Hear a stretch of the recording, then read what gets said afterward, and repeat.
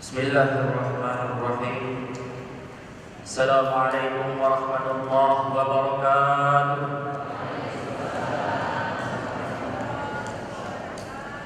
Alhamdulillahi rabbil alamin. Nahmaduhu wa nasta'inuhu wa nastaghfiruh. Wa na'udzu billahi min shururi anfusina wa min sayyiati a'malina. May yahdihillahu fala mudilla lahu wa may yudlil fala hadiya lahu. Asyhadu an la ilaha illallah wahdahu la syarika lahu wa asyhadu anna Muhammadan 'abduhu wa rasuluhu la nabiyya ba'da. Saya muliakan kita bersama Syekh Muda Tuan Tutup Samsul bin Husin serta seluruh para alim ulama. Mudah-mudahan mereka semua selalu dalam lindungan Allah Subhanahu wa taala. Sebagaimana apa yang telah disampaikan oleh Rasulullah dan Allah dalam Al-Qur'an dan hadis, serta apa yang telah sering diriwayatkan, diwasiatkan, diamanahkan oleh para ulama-ulama terdahulu dan oleh murid-murid kita di Bandung. Janganlah suka melihat kekurangan, kesalahan dan dosa orang lain, tapi perbanyaklah untuk melihat dosa, kekurangan dan kesalahan diri kita.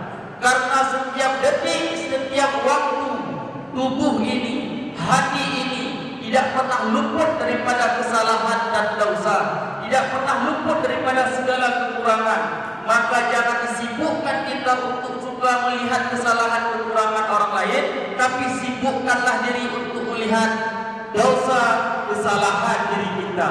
Karena kita sibuk melihat orang lain, sehingga dosa kita terus bertambah-tambah, kesalahan kita terus bertambah-tambah.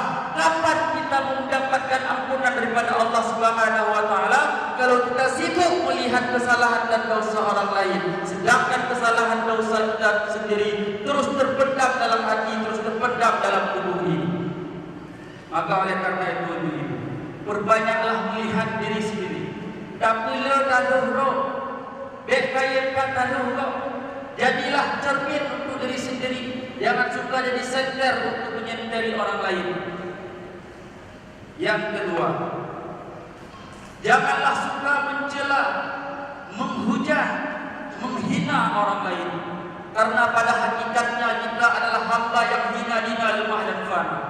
Allah menurunkan manusia ke atas permukaan bumi ini karena kita memang selalu tercela dan tersalah. Karena kita selalu adalah hamba yang hina.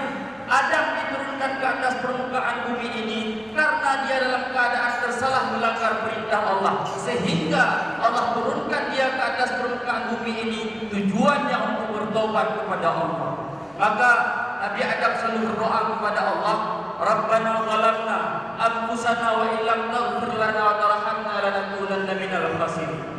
Nabi Adam saja yang sudah titulnya sebagai rasul, tapi dia masih mengakui dia adalah hamba yang zalim, dia adalah hamba yang tersela, dia adalah hamba yang hina, sehingga selalu minta ampun bertobat kepada Allah Subhanahu wa taala. Sedangkan kita siapa? Kan nabi, kan rasul, kan wali, kan ulama, kan pemimpin. Maka salinglah menjaga lidah ini. Jangan sampai menyakiti saudara-saudara kita karena lidah ini. Karena kita suka mencela, karena kita suka menghina, karena kita suka mencaci maki. Lidahmu harimau. Gara-gara lidah kita banyak orang yang tersakiti. Kalau lidah, kalau pedang menyayat tubuh, masih ada obat untuk dicari. Tapi kalau lidah menyayat hati, kemana obat tidak dicari. Kenyang kata pepatah. Maka jagalah lidah ini, ya, untuk agar hati saudara-saudara kita, ukhuwah kita sesama saling terjaga, tidak ada satupun yang tersakiti. Yang ketiga, janganlah suka membuka aib orang lain, karena sesungguhnya kita sendiri adalah makhluk yang beraib. Setiap hari kita penuh dengan aib, maka jangan suka membuka aib orang lain. Karena apabila kita membuka aib orang lain, nanti Allah akan membuka aib kita.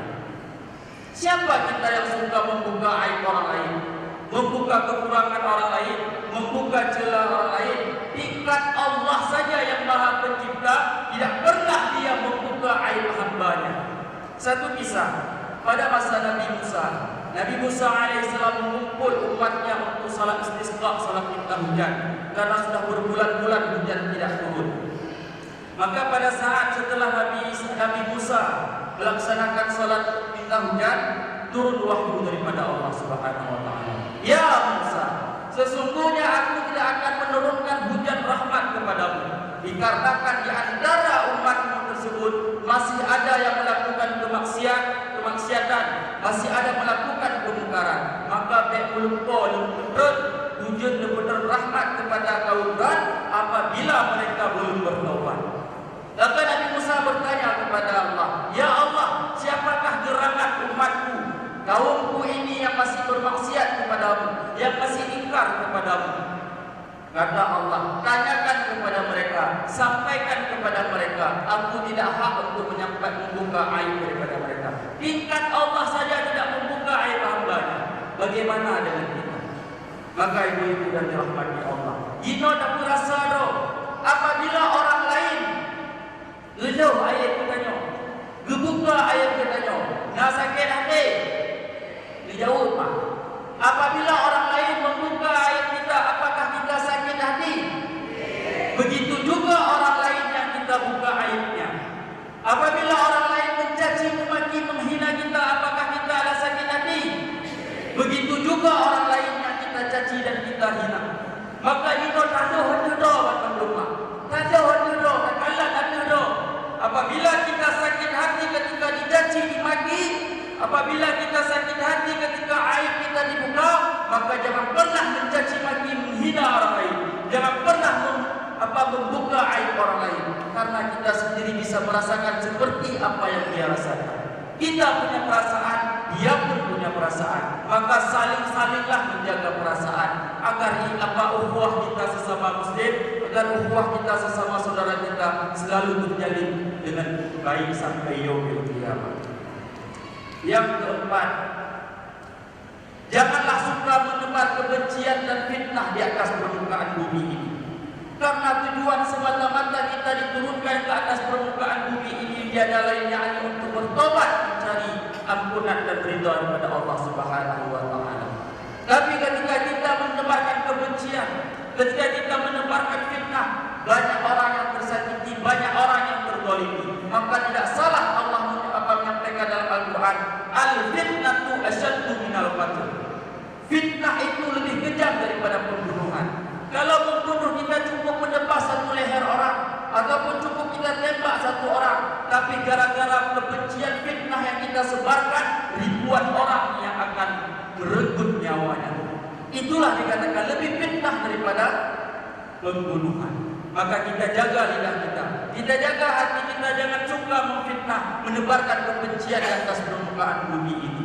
Kapan aman bumi ini kalau setiap hari berita-berita hoax, kebencian fitnah terus menebar di atas permukaan bumi ini? Jangan pernah mimpi bumi ini akan aman, tentram sebagaimana sedia kala pada masa Rasulullah SAW.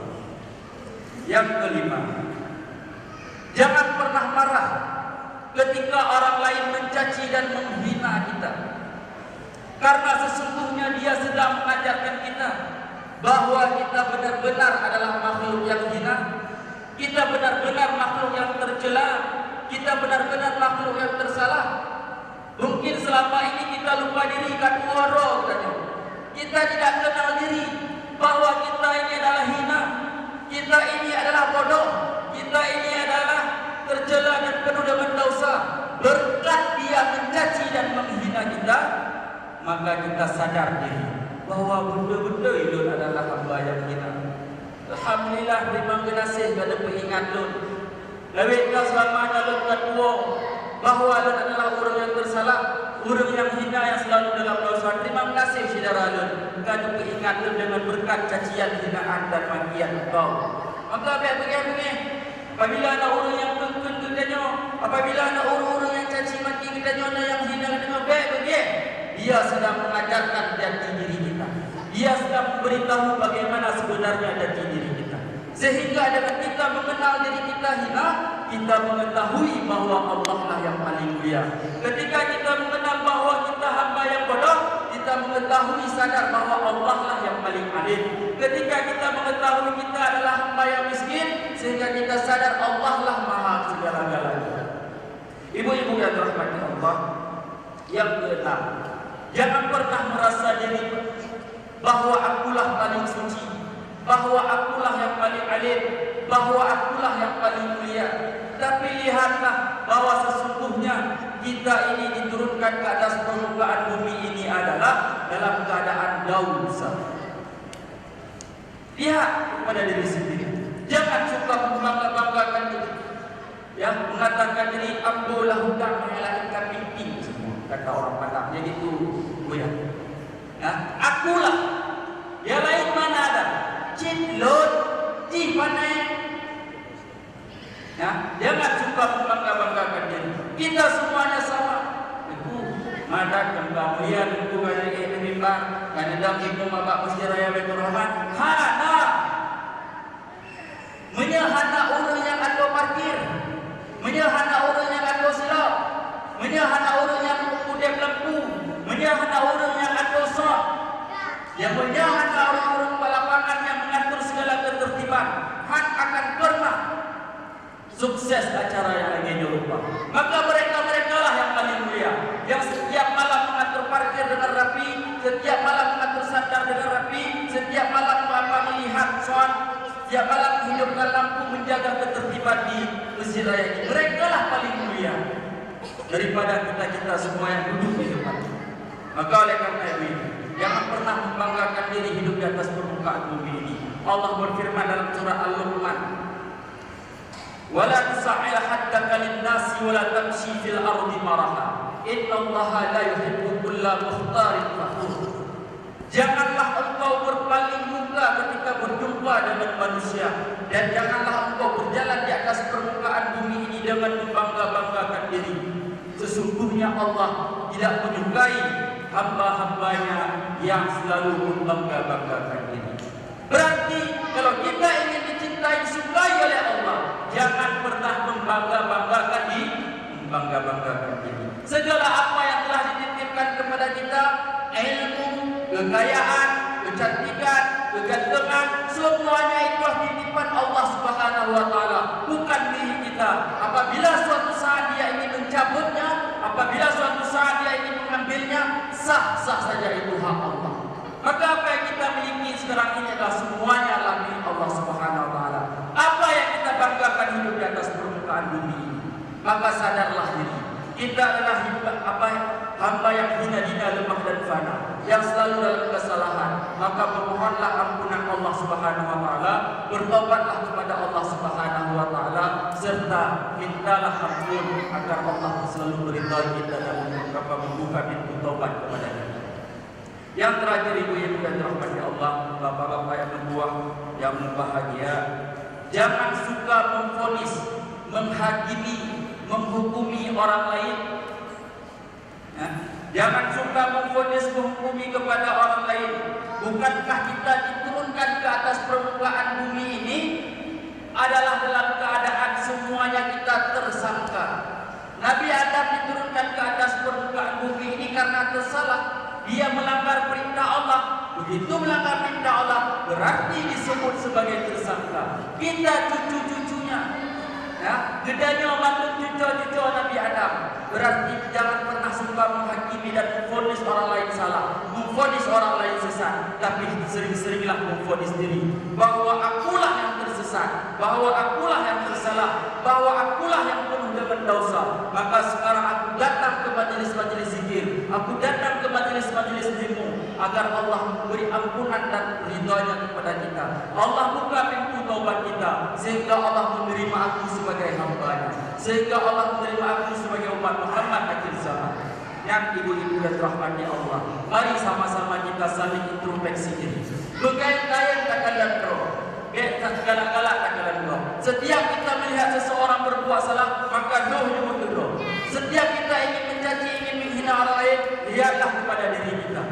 Itulah perjalanan akhir zaman, sebagaimana yang telah diterapkan, diteladani oleh Rasulullah SAW 14 abad yang lalu. Beliau tidak pernah mencaci, tidak pernah memaki, dan beliau tidak pernah marah ketika dicaci dan dimaki.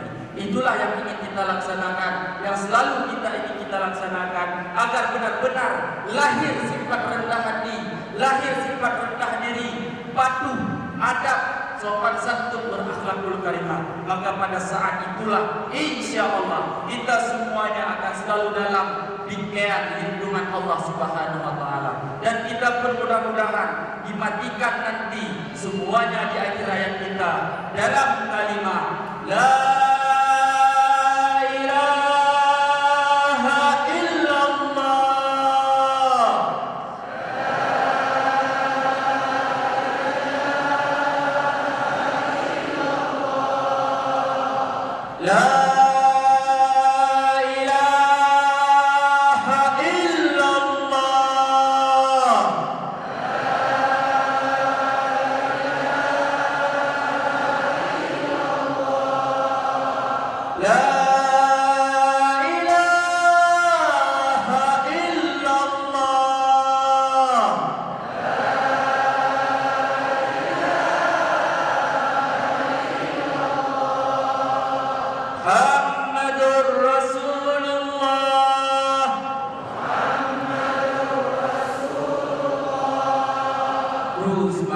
guru semangat mengolam buah aulia, mengolam buah raja, mengolam buah nabi.